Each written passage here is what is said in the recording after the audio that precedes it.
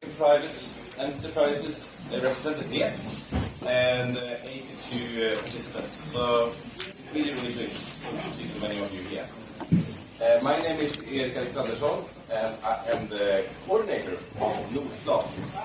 And NordPlant is organized for this day, and the first here, 5-10 minutes, I will talk about what NordPlant does, because I see quite a few new faces here as well, which is great. NordPlant has existed for about, had our kickoff about a year ago, so we're a fairly new organization, but we are well into our second year. And this is a university hub focusing on plant phenotyping and also future climate. So we have 5 universities in this hub. We have University of Copenhagen, University of Helsinki, Lund University, where we are here today, SLU, Swedish University of Agricultural Sciences, especially with focus in Lund, which is around 10 kilometers from here, and also University of Tromsø, the most northern university in the world. That's true, right? Far up in northern Norway. So, this is a bit scary to look at sometimes, I think, if you look at the map up there. We are the green area here. That is, well, the Nordic, extended Nordic countries. So we're really on top of the world or the bottom of the world, however you look at it, but we are far away.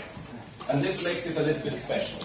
Many people think, if you're not from here, that it looks like this, all of Scandinavia. It's not true. At least part of it here in the south of Scandinavia, but many other parts of the Nordic countries as well, have very fertile grounds and agriculture. And forestry is, of course, very important. But for agriculture, there are some certain things that need to be taken into consideration. We have long days during the drought season, but the seasons are very short. And many think there's also a lack of breeding, at least when it comes to certain crops or minor crops, for the Nordic conditions. And we have relatively many European and American farms, they are small. So certain criteria that makes the Nordic countries a bit different. And this we proposed to NordPlant, who granted us this 3+3-year project called NordPlant. Because what we need for this is a lot of phenotyping, and also this map here, I should point out, is from the Commission, the European Commission, showing how different areas will actually be affected, prognosed to be affected by climate change differently. And you can see, except for Denmark, the Nordic countries are actually in a specific region, and it will be affected in a special way. So that's also, we are a certain need for future crops that can stand certain climates up here in the north. So that was a little bit of the reasoning why NordPlant is here. And this is also a reason. It's a bit difficult to read, you have to go in the back. But you see plant phenotyping, this is a publication by Cost et al. This year. Plant phenotyping is this blue line here, and the number of publication, and the frequency of publication is really going up compared to many other areas, like for example genomics, which is in the green, and I also think proteomics was there in Ecology. So that they don't, the number of times cited or mentioned in publications is not increasing as much as in economics. So it's a hot topic, basically, as well. We're quite strong if you look at the output around phenotyping research and papers per capita in the Nordic countries. So the bluer, the more publication, or the redder, if you look at the world map, the more publications per capita. Another thing that we presented was that we are 5 universities with different facilities and different competences as well. So at the 5 universities, we have, for example, these 4 facilities. We have the NAPI facility in Helsinki, as well as the Phenolab at University of Copenhagen and just outside of Copenhagen, Tastrup, which are both high-throughput phenotype facilities, running on conveyor belts, and also with the ability to take different multispectral images. And then we have the Biotron at SLU in Lund, and the Klimalab at the University of Tromsø, that have very precise climates that can mimic different types of growing conditions and different types of future climates as well. So 4 complementing facilities. And on top of that, from Lund University, we have knowledge about remote sensing and also satellite analysis. So we thought that we were complementing each other.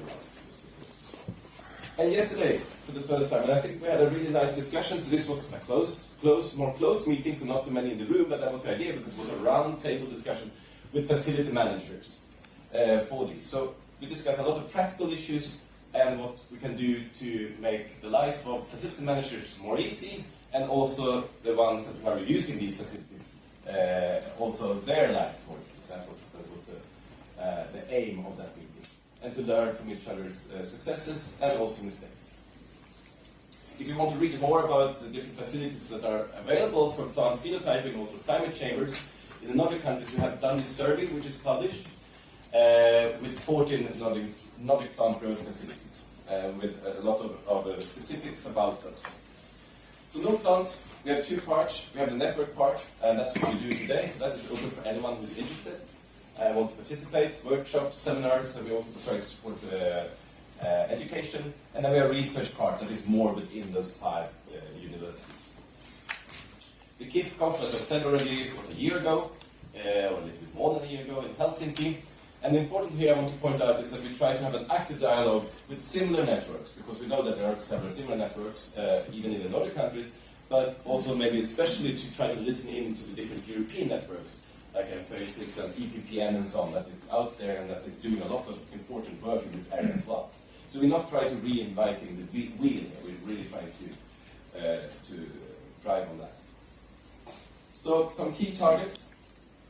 Identifying researchers at the universities that are interested in these subject areas. The focus group that we'll come back to.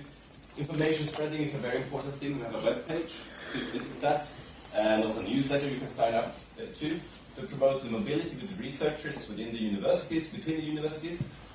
And this is also important, trying to work more with the data. So we produce quite a lot of data, it needs to be annotated in a good way, metadata needs to be kept, etc. So this is a big work that is ongoing and that we're starting now to find good joint standards for phenotyping data. Interaction with the European international networks, mentioned already. And important, and that's a little bit why we're here today, is to attract non-academic stakeholders and those who are interested in these type of facilities and research as well. And we set some hard numbers as well, so a number of courses we promised, and also a number of peer-reviewed research articles out. So I should say that this is a 3 + 3 year project, so it's over 6 years that we have promised this. We have a number of focus groups. One around phenotyping methods, data handling, also emerging and increasing plant pathogens and pests that will be problematic in future climates in the Nordic countries, abiotic stress, and also now that we're starting up a dialogue now is stakeholders and interest, and try to find a forum between breeders, precision farmers, tech companies, and researchers in this area. We had this phenotyping standards workshop earlier this year in Lund, which is a part of the work we're doing around this. And I would like to point out that we have, together with Nova, our PhD courses that we have supported, both one in Anarp last year and Helsinki this year. And next year, we're hoping to support Morten Lillemo's course, which will be high-throughput field phenotyping in Ås, outside of Oslo. So if you're interested in this, or your PhD students who will be interested in taking this course, please contact Morten. This is the 22nd to 26th of June next year. Our homepage, and I'm almost over time, so I realize that I will be very quick here, but I want to give you some examples of the research we're doing within the network as well. So we've been looking at drought-tolerant potato and different varieties there, and also particular VACs of the European blueberry in collaborations. So you might remember the drought of 2018. It was a very dry summer. Skåne looked like this, almost like semi-desert-like compared to a normal year. So based on this, we joined forces from SLU and screened in the NAPI facility different potato cultivars to see how they were performing under a mild drought stress. So this is work we've done. Another one that I would like to highlight as well is Priyanka Trivedi, who's looking at bilberry wax layers and the composition of those and the polyphenols of those. And as you might know, bilberries and blueberries are considered to be part of this Nordic diet, so this might also have health benefits. And she's looking at if they are growing at different latitudes in other countries, how that is affecting this composition. So we have two persons. I'm the coordinator, Erik Alexandersson, and Svante Lösjö here is our administrative coordinator. Many of you have been emailing back and forth with him. So we now have some short-term presentations from the Nordic countries. Christina, you going to talk a little bit about how we connect to... Yes. Okay, sorry for that. So I'm Lawrence Cabrera Busquet. I work at University Montpellier. And I have a double role in this phenome project. On one hand, I'm responsible of one of the phenotyping platforms that are part of this project. And on the other hand, I'm a technical coordinator across this project. So we are a bit older than you, so this project started in 2012. And I hope that I can share with you, and it will be useful to show the work we have done in France, and to give some insight about how we designed this cool infrastructure and the results we have got so far. So Phenome Emphasis is the French plant phenomic infrastructure. So it's a national biology and health infrastructure that is funded by the ANR, that is a national research agency. So it's funded until 2024, and it's in the roadmap of the French roadmap since 2016. It's also a roadmap of a number of scientific and competitiveness consortia involving public and private sectors. And Phenome Emphasis also coordinates the European 2020 European project, and also is work package leader in the preparatory phase of the Emphasis project of the SFRI roadmap in 2016. So this project is coordinated by François Tardier and Jacques Louis. And initially this project was funded since December of 2019 with a total budget of 24 million euros, but that ended up with 135 million. I will explain later on why this shift in the budget. So the main objective of Phenome Emphasis is to develop a versatile and throughput infrastructure across all the French institutes by providing high throughput infrastructure and also a suite of methods for characterizing hundreds of genotypes of different plant species under different environmental scenarios of climate change, those including drought, high CO2, high temperatures, but also new scenarios including new diseases. And the project so far has built or upgraded highly instrumented platforms in 9 French sites to perform multi-scale phenomics. So I will detail which kind of platforms we have built. We have developed also a number of hardware and software applications with technological jumps, including the development of new sensors, a lot of robotics piloting the sensors, and also workflows and information systems to deal with these multi-source and multi-scale data. And we have disseminated these techniques and methods across the French community, so involving breeding companies, applying research institutes funded by farmers, public, and also private sectors. And finally, something that is important or relevant to some people in the audience is that we are facilitating also the immersion of some technology provider small medium enterprises for phenotyping, but also for precision agriculture. So as I said before, the project was initially funded until the end of this year, but it's extended until 2024. So we are continuing the activities that I showed before, but we have new objectives for the next period. And the first one is to deploy an open source collaborative information system allowing to the whole plant science community to reanalyze and to reuse this data. So as Erik said before, how to provide fair data to the community. It's very costly to perform phenotyping experiments, so the idea is that we need to reuse, to share this data to generate new knowledge. So this is one of the most important objectives for the coming year. The second one is something that is in the roadmap of INFRA, to develop installation and methods facilitating the agroecological transition. So we are moving to a more sustainable agriculture. So we need to adapt all this infrastructure and methods to this kind of new ways of doing agriculture.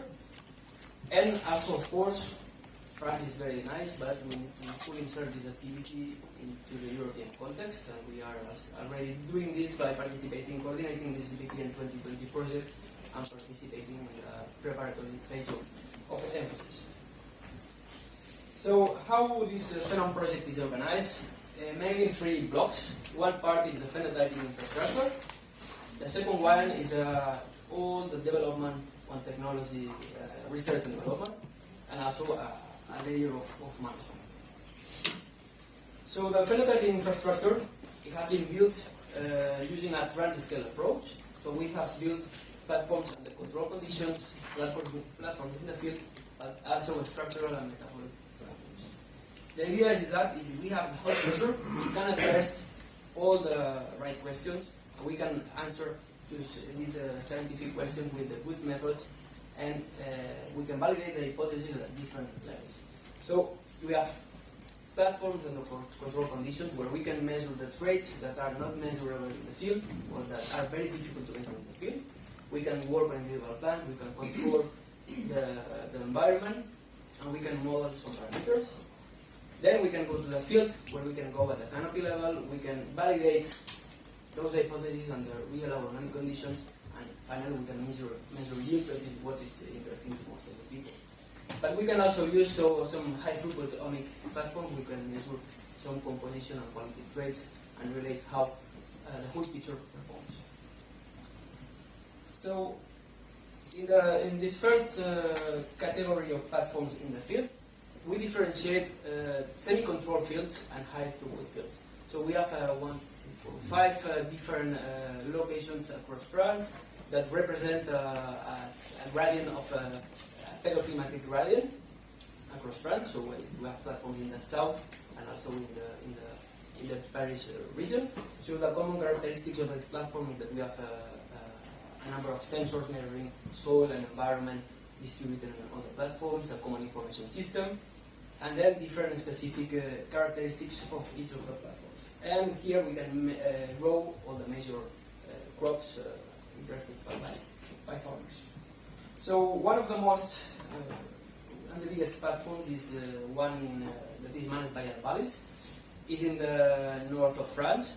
So it's called Phenofield, and it's equipped with rainout shelters and a gantry, as you can see in this video. This gantry is it holds different sensors like RGB cameras, LiDAR, and near-infrared spectroscopy sensors.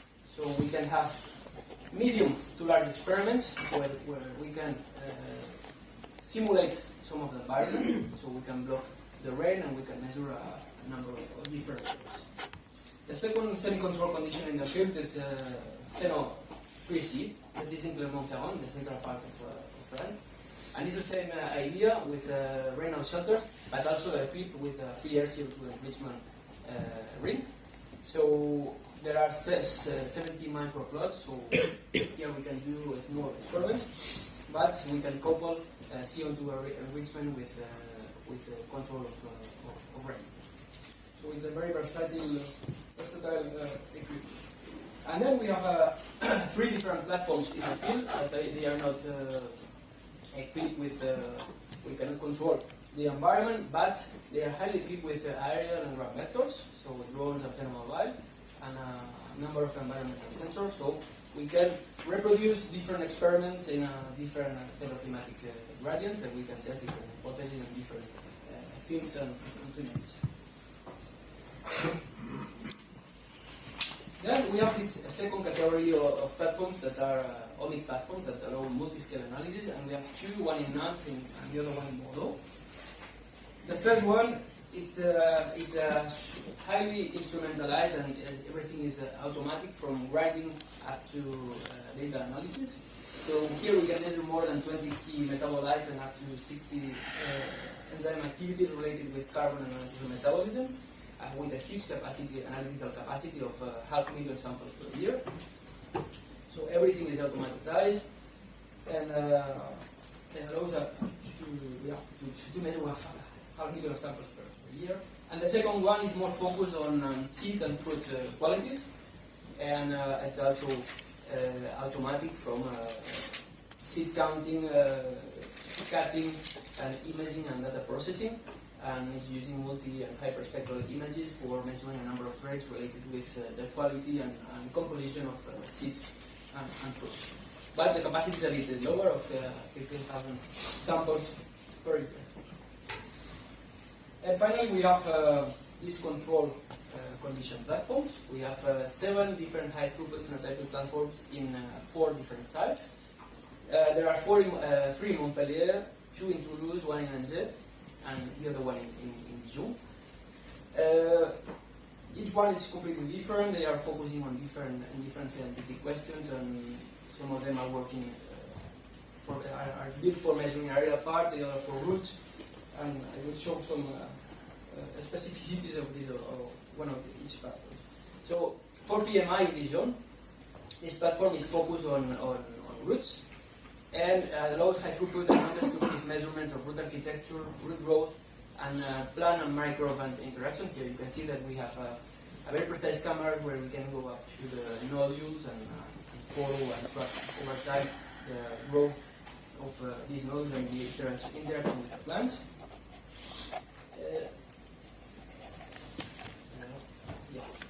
Here you can see that the platform has rhizotrons, but these rhizotrons are not flat, are round. This rhizotron goes to these cabins where there's a line camera, a monochrome line camera provided with different light sources, and then is scanning this rhizotron, this round rhizotron, with different light sources, and then we can access to the morphology and the growth and different details of the root system. Then we have Montpellier, 3D Montpellier, that holds 3 different platforms. The third one is Phenopsis, is devoted to reproducible analysis and plant plasticity in responses to stress in Arabidopsis. So the capacity is for 1,500 plants.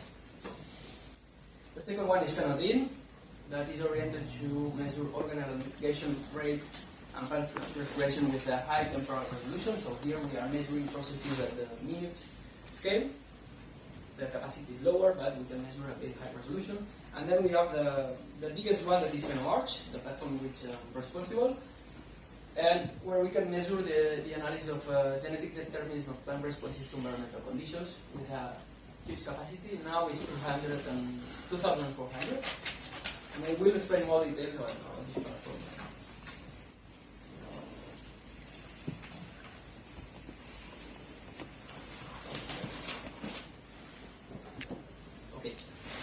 So, PhenoArch allows the genetic analysis of genetic determinants of plant responses to environmental conditions, mainly to drought and temperature and light. That's a capacity for 2,400 plants, so we can measure large panels of genotypes for genetic analysis. So usually 300 genotypes, and we do a lot of repetitions and different treatments. And the system is automatic for taking RGB images, water input, plant respiration, and also precise environmental characterization. The development that we do in PhenoArch is focused in 3 main aspects. The first one is environmental characterization, so using microsensors and modeling, and how to integrate this environmental data in the phenotypic analysis pipelines. There's a lot of work on model interfacing, so different kind of models to allow to extract traits of biological interest and model parameters using image analysis and robotics. And then a lot of work also in information system, how to store, manage, and organize these multi-scale data, and how to link phenomic data to the plant modeling community. So we are doing a lot of work on how to reuse this data in different contexts than plant phenotyping. So regarding the environmental characterization, we have done a lot of work on how to measure the environmental conditions in the greenhouse by using some imaging, modeling. We can model which are the different light conditions in the greenhouse for every hour and day for the year. And then we can reuse this data for estimating new traits. And we can do the same for temperature by using a network of wireless sensors. And we can obtain this kind of maps, only map where we can see how the temperature varies over time. There's a lot of work also in image analysis, and we have built an automatic pipeline for 3D reconstruction, where we can access to the 3D architecture of different species, here in maize, cotton, sorghum. But also we can go to the organ level by having this architecture, and we can access to the information at the organ scale, and we can have the number of organs and also the dimensions and how they evolve over time. And we can use this pipeline for scaling up measurements, so we can measure things at the organ scale, at the single plant level, but also we can work at the canopy level in the greenhouse. We do some imaging analysis as well, using some robotics to access different another traits. We are also interested in reproductive growth of maize. And one of the issues we had, we wanted to track the silks of maize. It was quite a technological challenge. So we have built a robot with a camera coupled with an image analysis pipeline that allows you to follow and to track the silks every year in a very precise way. So we can every day in each individual plant take a specific image at a given point and to track how these silks grow over time. And then we can extract some traits of interest, like the growth of these silks and how they senesce over time, and then to extract traits that can be used in genetic analysis or modeling. And this method can be applied to different things to detect different fruits or organs, and now is currently being adapted to detect and to follow the grapes in grapevine. And then we have this work in interfacing models by interfacing environmental conditions, 3D reconstructions, and biophysical models. So we can simulate the light interception in the greenhouse by combining the light maps, the 3D reconstruction of plants, and we can do genetic analysis on the different dissection of these traits, like the architecture or the efficiency in which light is used. So our goal is to dissect all the different traits that explain iterative traits like biomass. And we also combine different experiments and environmental conditions, so we work at the different scales. For instance, a postdoc, Santiago Alvarez Prado, developed a high-throughput method for estimating stomatal conductance based on perspiration, leaf area, and micrometeorological conditions. So by inversing the Penman-Monteith model in the greenhouse, and he did an analysis of genetic variability of stomatal conductance, and then some genetic dissection and prediction of this stomatal conductance in a panel of maize genotypes. But our work is not focused only on the greenhouse. We also use the information in the greenhouse, as I said before, and we combine this information with the field data. So this is the work of Haute Coupe de She did interesting work on grapevine by combining experiments in the platform, where she measured plant water use efficiency and perspiration and the fruit wasting conditions, but also some experiments in control and repeatable conditions in growth chambers, and combining also with data from the field. And she studied the genetic architecture of night transpiration, and she found that it has a common QTL with poor plant water use efficiency. And this is nice work published in PNAS. And another example of how to combine platform and field data is the work done by Emily Millet. Things that are difficult to measure in the field, or at least they take a lot of time, like leaf appearance rates in the platform, were measured in the platform and were used to estimate which were the phenology and critical window periods in the field, in a network of fields in Europe. And then she used all this environmental and phenological information to develop a genomic prediction model to predict yield in a number of scenarios, including those of climate change.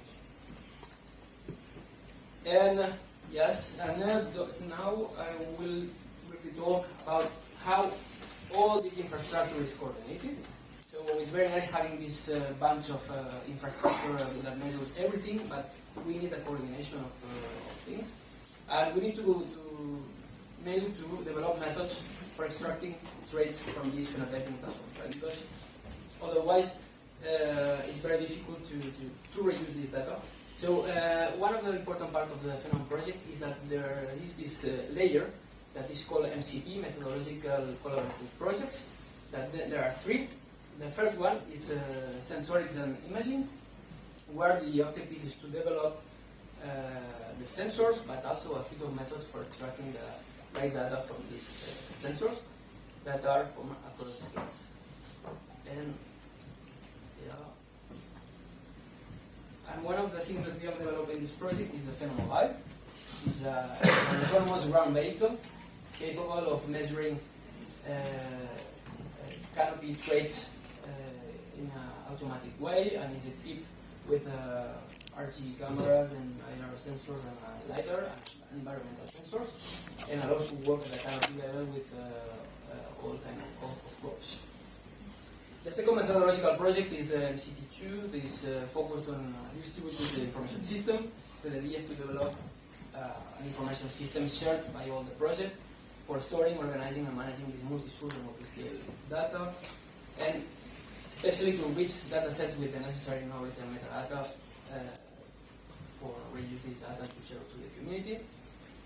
Interoperate and integrate data into and from different external resources, and also some policies on the long-term data and storage and conservation. So what will we do in the next years with all this data that we are already creating? And we are providing this open source information system. Some of you have participated in some workshops of this. And then we have a third project. Okay, we have all this data, but now we need some statistical and modeling methods for interpreting this data. So a lot of work on how to clean data points, how to do statistics on time courses, and how to do multi-scale analysis with modeling. And finally, there's of course it needs management and coordination. So there's an executive board, a national committee, and some stakeholder committees. And not to say much about this, but I think something that is interesting in this project is that we, besides this executive committee, we have a management team that are, there's a project manager but also 2 engineers. I'm not saying this because I'm here, but what is important in this project is that all the developments are done in a coordinated way. So everything that something is needed, there are 2 engineers that are contacting the different partners. We are coordinating the developments, we are coordinating the needs, coordinating the problems, and everything is done only once. We are not reinventing the wheel in each lab, and this is something that has been really useful in this project. And also we have a lot of interaction with different stakeholders, so SIP companies and different projects, but also with a number of small and medium enterprises that have been involved in the development of the drones, the phenomobiles, and also all the robotics in the phenotyping facilities. And to finish, why being coordinated is important across all these platforms. So just to give some numbers, so far we have been working since 2012 and working as a community, as a network of platforms, has helped us to increase a lot our vision. So we have increased up to 100 accesses per year. So in the last years, so we have increased very rapidly the number of people that perform experiments in our platforms, and also we have largely increased the cumulative impact factor of our publications. So there's a visibility of Phenom in the phenotyping community.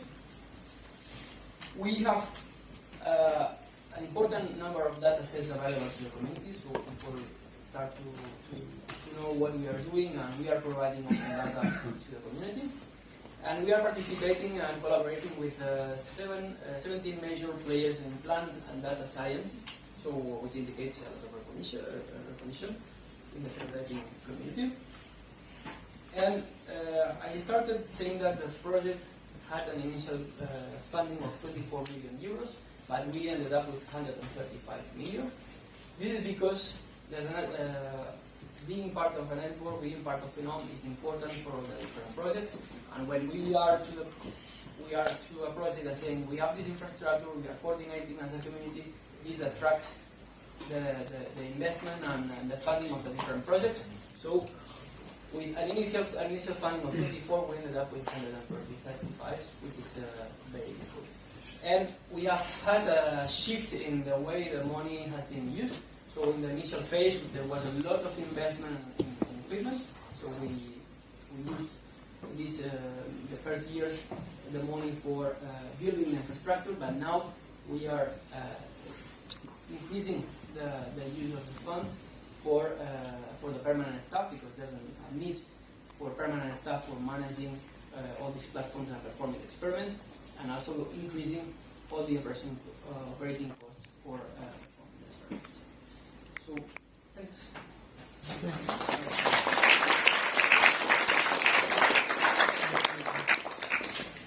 Thank you for a very interesting talk. Do we have some questions from the audience? Yeah? I think.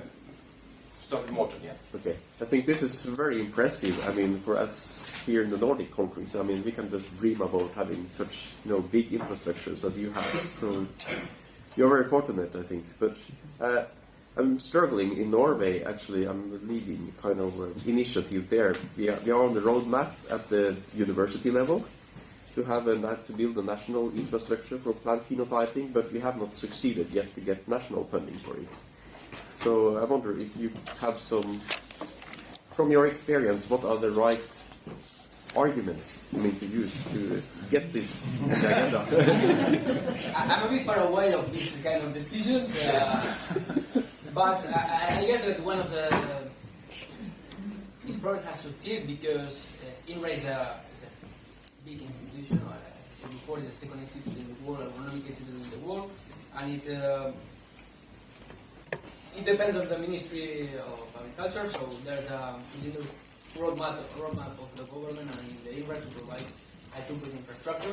So there was a strategy of funding this project at the national level. So I don't know which is the. I think that it was already this commitment of INRA's headquarters to go beyond to put money on phenotyping. But I don't know. Just to say, for your case. It's different. So far, at least. Yeah, but the projection of your increased attraction of funding is quite. Yeah, it's amazing. Yeah, it's amazing. Yeah, so that's your point. That's it. But what's one? Yeah, Kyle. Hi. Yeah, impressive. Very impressive that you have 20 friends. I'm interested in your development meetings that you continually have, being such a large country with spread out locations. Do you walk around in the field sometimes, mobile video, having meetings saying this is what we want to build here? How do you follow up? Do you use a lot of online documents that people can access all the time? Yes. How do you keep it so dynamic in your development? Well, there are a lot of meetings there within the project, and also we have the coordinated information system, and there are a lot of working groups on different aspects. So every week we have 1 or 2 different meetings, and with the other parts of the country. Other parts of the country. And finally, we are a small family. Even if we think that this is huge, it's INRA, we know each other, and we're very used to meet. I think that your situation is different. You are involved in different universities, institutions, and countries. Mm-hmm. At the end of the day, there are 4 institutions in this project: the INRA, Arvalistar, Innovia, and Sekion. But we are a small family, even if it is a huge project. And then all your development documents and that, you keep that in the cloud. Everybody can access it all the time. And more or less. More or less. Okay. There are things that, of course, there are things that are aligned with the documents and information system. But there are things that follow the normal. We have time for some more questions.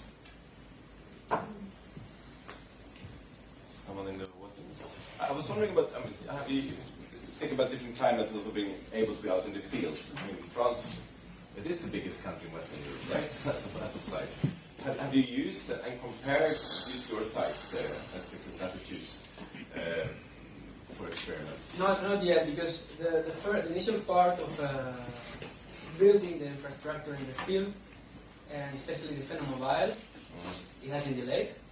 So now all the fields are equipped with all the phenotyping equipment. So all the initial phase has been delayed. So now we are starting to set up the experiment for doing this. But we have done some experiments in Montpellier and the north of France with the same sensors, but we are still analyzing the data. But this is one of the aims, to share and to compare the different latitudes. But we have done this in the framework of a European project that was published in Nature Genetics, and it was really nice. Really nice how to use the information acquired at the platform in a network of fields, and then to mix all this information to use in an operation. So as a set of successors, is that something you're going to make open access so it can be replicated in other parts of Europe? Yeah, the commitment is that is like in the EPPN 2020 project. All the experiments that are performed in our platforms, all the data should be public in 3 to 5 years. So that's the reason we are building this information system for providing fair data, because the commitment is to provide, it belongs to the community. So it's funded with public money. So I think what is important is to provide the community. Any other questions or comments, Thomas? Maybe more a comment and looking forward in the future. So the big challenge is, I think, this phenomics or phenotyping, that we have these very diverse, different data sets. So that's very different, I think, from genomic data. So there it was very easy to establish public databases, and a lot of is used in this field of genomics. So many publications are made nowadays with second, third generation use of these data. But I think that's still a big challenge, although there are different initiatives like this uniform information system, like the FISM, and I think this is a great move, or also that you provide public access to this. So what can we learn as a Nordic community now from this, and also sort of ultimately merge to a unified phenotyping community in Europe? So it's now, I think, a fantastic initiative what you have in France.